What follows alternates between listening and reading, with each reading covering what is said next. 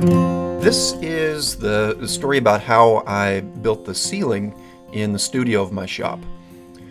When we moved to Pennsylvania about 5 years ago, I started to collect these old doors.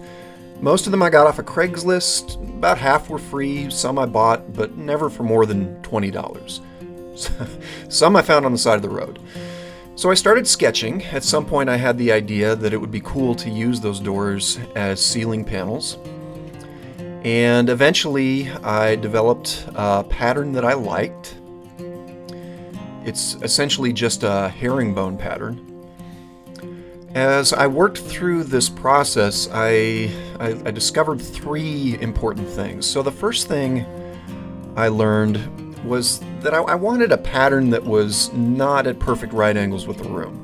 I wanted something with a little bit of an angle, a little bit of a lean to make things a little more visually interesting. I wanted a pattern where your eye would sort of get lost in. A linear pattern would have been easier, but not as interesting, I don't think. The second thing was that these doors are all different sizes. They're all different lengths and widths, and that's a real problem for this installation if you want to make this pattern work without any gaps. But what I did discover is that they could be different lengths and they could be different widths. What was important is that anytime I had doors laying end to end in a line, they just needed to be the same width. So as long as I had groups of doors of common width, I'd be okay. And the third thing that I realized is that I would need to install them starting in the center of the room. I would later learn that this technique is how people who install tile in bathrooms or kitchens do their work. They start from the center of the room and then they work out. This seemed to be the most logical way to get this thing done.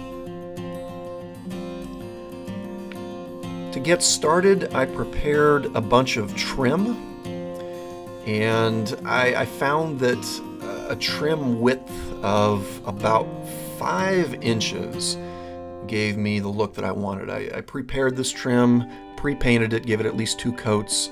Before installing it, I would install it all the way around the perimeter of the room, as well as around the edges of the doors themselves. And I liked this dimension. It protruded just enough to where it didn't stick too far down into the room to where it was a distraction, and it wasn't too shallow to where it just looked like a border. So here I'm caulking it into place, and you can see the perimeter of the room now is installed, caulked with the nail holes finished. And last thing to do here is to give that an extra coat of paint or two to hide those finish materials. I like the idea of the doors appearing as if they were sitting in door jambs, as if you could still walk through them, as if they were still useful passageways somewhere. And that trim dimension, I felt, did a good job of conveying that feeling. Here I'm marking from corner to corner in the room to find the center of the room. The precise center of the room was not important, but it would give me a good starting point. The diagonals were important. I really wanted to get everything on a perfect diagonal to get started. And it just so happened that where these string lines crossed was, as you might guess, between rafters, so I didn't get the exact center, but I was able to interpolate closely enough. Here I'm finally starting to prepare the doors. The video editing here is a little bit deceptive in that it's going to be done in a linear fashion. But when it came to the actual work, I would do what you're seeing here in pairs. I would do 2 doors at a time, install them, do 2 more, and then repeat. The primary reason for that is I just didn't have the room to do all of the doors at once. I ended up using a total of 23 doors on this project. The added benefit was that I could iterate and learn. I'd do 2, learn a little bit, and then hopefully improve my process. Part of the prep was removing hardware. As you might imagine, the doors had a ton of hardware on them, and it needed to come off. These escutcheons that you're seeing here, I removed them only on the backs of the doors that would press against the rafters. I wanted, as much of a flat surface as I could pressed against the ceiling rafters. Where those escutcheons faced down into the room, I left. Here you can see I'm removing a lock set. By the end of this process, I had a pretty impressive collection of hardware. I did try to leave as much on as I could. I tried to leave on these interesting lock sets, these cool little architectural details. I even found a really cool key in one of these that you see here, and this will show up later in the project if you stick around. I did not throw that out. Next up here, I'm cleaning. These doors are big and old, and most of them are at least 100 years old. They've got 100 years of grime on them. So, here I faced a choice. I could have just slapped them on the ceiling in completely as-found condition, but then they would have been filthy. Or I could basically clean them all the way back down, strip them back to bare wood. You can sort of think of those as the two extremes. I started out with this abrasive here. I felt this was a little bit too aggressive. So what I ended up doing is, instead of this, I used a bristle brush and just, broomed off the loose debris. And then I came back with a mild detergent and a soft bristle brush. And this, I felt, gave me a good trade-off. It cleaned the doors so they're not filthy, filthy things up on my ceiling, but at the same time it allowed the majority of the character of the doors to remain intact. So every door got this treatment.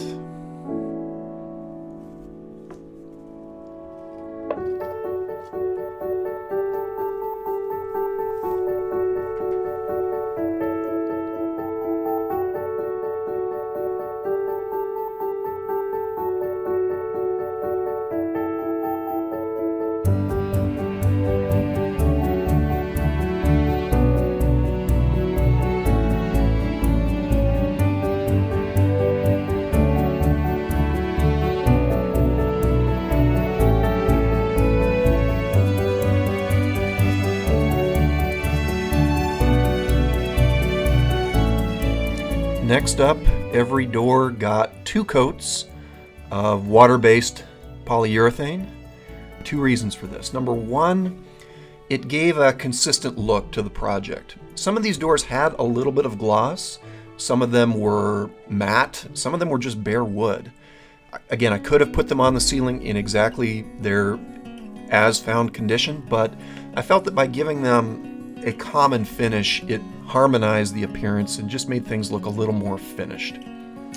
The second reason is that a lot of these doors are, I'm sure, covered in lead-based paint. In fact, I didn't bother testing the paint. I just assumed it was lead-based. So by sealing them, this will help keep the paint on the doors and on the ceiling and out of my workspace, out of my lungs.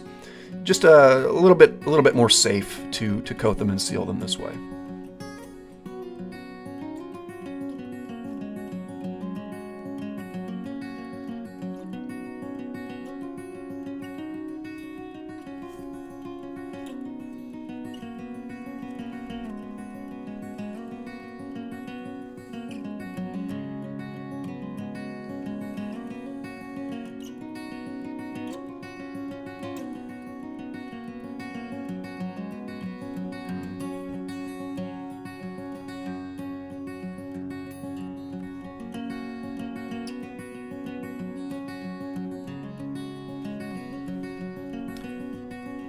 Next, I'm starting to square up the doors and prepare them for fitting. You can see a lot of them woefully out of square. As you might expect, these are old doors. They come from old homes, and old homes are not square, and their door jambs are not square. So this was another opportunity for a trade-off. On one hand, square edges make installation a lot easier, and they make fit a lot easier and consistent. On the other hand, I really didn't want to modify the doors. That's the edges of the doors in particular, I found, is where they carry most of their character. If you think about it, the middle of a door doesn't really see much abuse over its life, but the edges, that's where people are touching, that's where the door is hitting the jamb over the course of its life. So it really develops its story, or its laugh lines around the edges. So in some cases I didn't have a choice. I had to square things up. But despite all the cutting you're seeing here, I really did try to minimize the amount of edge trimming I did. Again, just to preserve as much of that character as I could. Next up, here I'm preparing locations for the light fixtures. The metal escutcheons needed to be drilled through. I got a 1.5 inch metal cutting bit. I used a little bit of oil here to preserve the life of the bit, and I was able to get through the whole project with this one bit, which made me happy. This was courtesy of Jeff Bezos. Thank you, Jeff. Once I was through the metal, then I just used a 1.5 inch hole saw to get through the wood.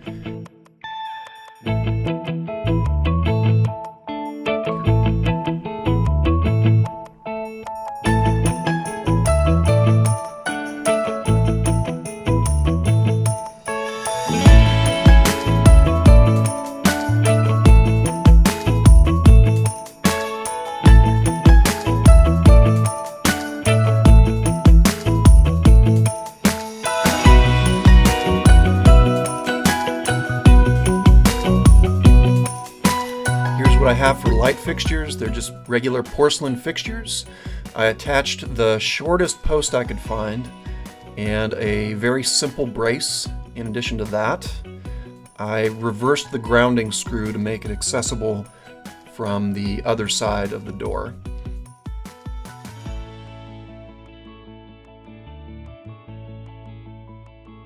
And from there I just slot them into the holes and screw them into place. Now, if you're wondering why I'm screwing in from below here instead of flipping the door over and allowing gravity to help me, the answer's a little bit complicated, but the short version is that I am not smart.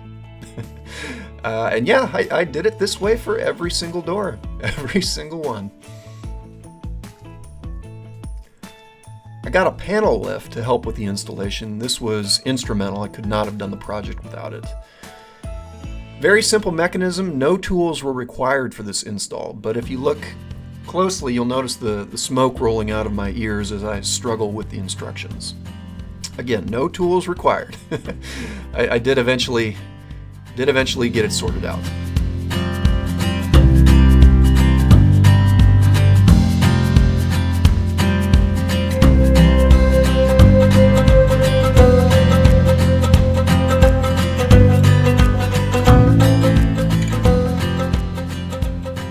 First door ready to go here, and in this case I'm pre-installing a little bit of trim. This is a little bit unique. Most doors I did not pre-install any trim. I would get them on the ceiling and then come back with trim. This first door was really important because it set the pattern for everything that would follow. In terms of how these things are mounted, it's just a simple L bracket, screwed into the rafter and screwed into the door. Each door got at least 4 of those L brackets, and I was very relieved to see them stay in place.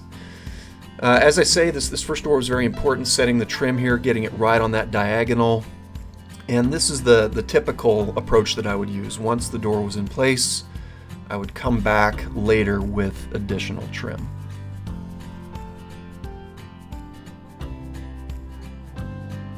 Here you can see I'm prepping to install the second door, and hopefully you can start to get an idea of what I meant by width being the critical dimension. Now this door could have been shorter, it could have been longer than that bluish green door that's already up there, but it had to be the same width. If it was, for example, more narrow, that would have left a gap. If it was too wide, that would have left a different kind of gap. So as long as I had doors of common width, I could make this work. Here's the opposite door on the other diagonal. Again, these first doors were the most important for setting the pattern. They were, however, the easiest to install, and that's because they were in the middle of the room. They're easy to work around, easy to get to all sides. Once those were in place and I started to get towards the edges of the room, I had to start cutting angles off of the doors. And to do that, I used my largest bevel gauge to pick up the angle between the trim and the side of the wall, as well as the dimension. Those 2 pieces of information would tell me where to hold the bevel gauge and at what angle, and then I could cut it off.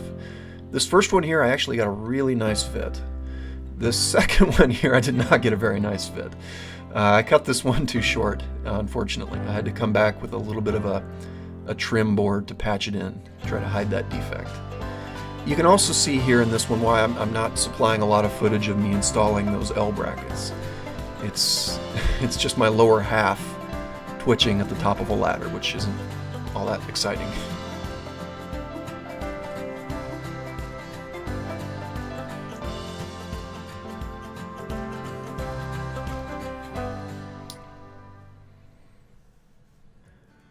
Process continued, slowly but surely, and this was how I knew it was time to come in for the night to have supper.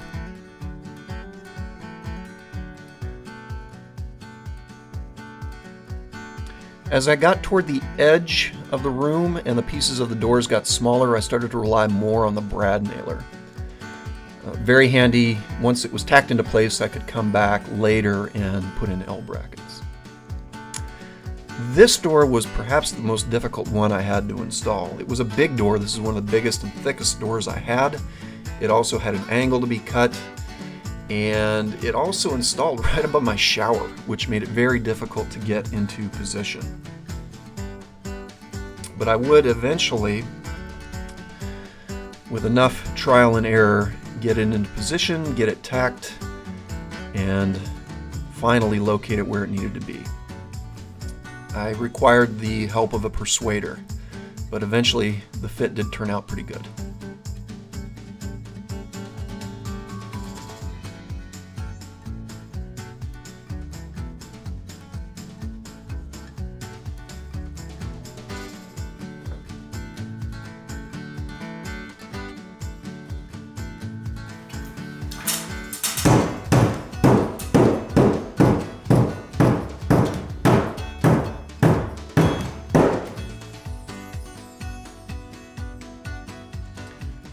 After that, rinse and repeat. A lot of angle cutting, and I was very fortunate to have this big beefy track saw. It cut through these doors in one pass, which I think improved the final product a lot. I did try to avoid metal fasteners, but there were a lot of them buried in there. The fitting went pretty well overall as things progressed. There were, however, a few that were not cut appropriately, and the fit did not go very well. And I would later have to come in and add trim, or add patches. Oh, yeah. Oh, no. Overall, this project probably would have come out neater in the hands of a more skilled carpenter with tighter gaps, better angles, but I didn't have one of those.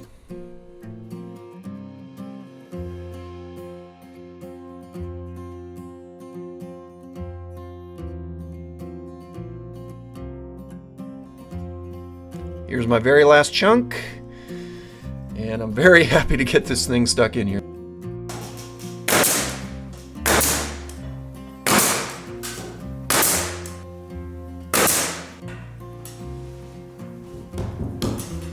Here's my offcut pile. I was pretty happy with the yield on this project, not too much waste.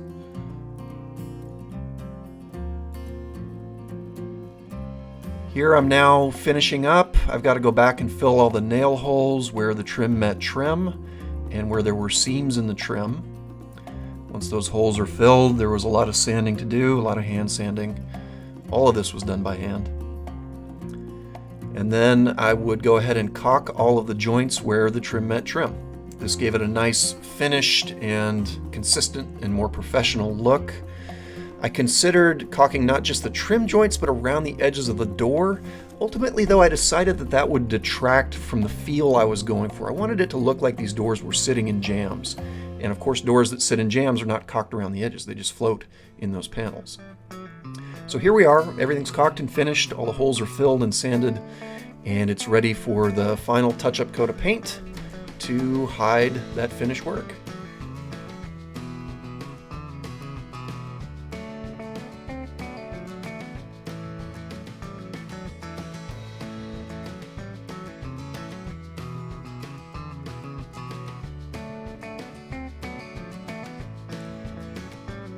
I didn't like the look of the porcelain fixtures sticking out of the doors. They sort of caught your eye and they were kind of eyesores. So I tried to paint them to make them blend into the doors. And where possible, I would go up above into the rafters and shim behind the fixtures to make them flush with the surface of the doors. This really helped improve the appearance, I think. When it came time for wiring, The rafters, unfortunately, is not a very hospitable location for filming. It's dark, it's dirty. There's not really any consistent flat surfaces to mount cameras. So there's my power coming in, that yellow wire, and you can see what I'm up against up here. Instead of showing you all of the wiring coming together, I'll just try to explain what's happening up here. So basically, the power comes from the electrical panel and it goes to a switch by the main entrance to the shop, which then goes to another switch by the door, the back door to the studio. And that switch, the second switch, is on a dimmer. From there, it feeds up into the ceiling on really just a big parallel circuit. I used a total of 20 fixtures, which means that there were a total of 20 parallels in the circuit. And fundamentally, that's all this is. There's of course more going on up there, but that's the fundamentals of the circuit design. Now, when I started this project, I thought for sure that I'd want to use vintage Edison-style light bulbs. However, what I found after experimenting with a number of different bulb types is that the Edison-style bulbs, well, they look like Edison-style bulbs. They don't look like doorknobs. They look like a light bulb. So ultimately, what I ended up going with were just these very simple G16.5 appliance bulbs. They're simple, they're small, they're frosted, they look like doorknobs, which I think is pretty cool. They really read like that, so you don't look at them and see a light bulb, you see a doorknob, which I like. Here's my test, and I'm very pleased. Well, dimmer does indeed work, as you can see here. This was a big project, but I'm happy with how it came out. Thank you for watching.